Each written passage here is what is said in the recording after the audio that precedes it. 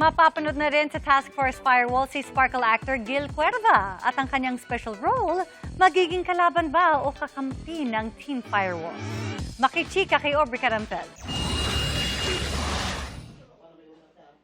2019 ang gampanan ni Sparkle actor Gil Cuerva ang role ni Vin Ocampo, isang PIDEA agent sa GMA action drama series na Beautiful Justice.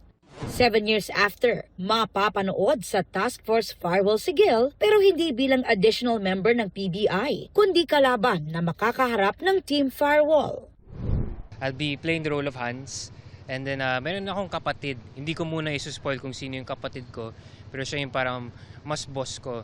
And si Hans, meron siyang ginagawang what's the right term? Mga dirty activities, yan, na magiging subject ng Task Force Firewall to solve.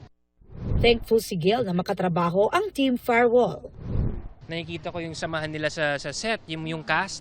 They all seem very close with each other. I love to do action, I get in a good sweat. Ang saya din. At saka pag nakikita mo yung eksena ng buo, parang napaka-fulfilling na makita na lahat ng ginawa ko, mga stunts and stuff like that, were put into a good use.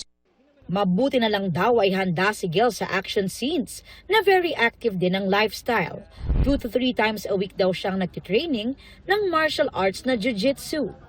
I use it as therapy, as a way to improve my life, improve my overall mental well-being, and to build confidence din. 3 days ago lang nag-celebrate si Gil ng kanyang birthday with family and close friends. Ngayong 31 na, ano nga ba ang goals niya? I'm trying to be wiser with my money.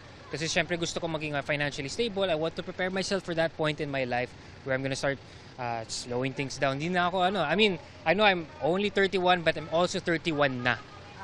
So I'm just trying to ready myself for that next chapter in my life.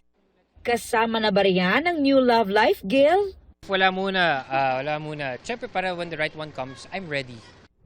Aubrey Carampel, updated sa showbiz happenings.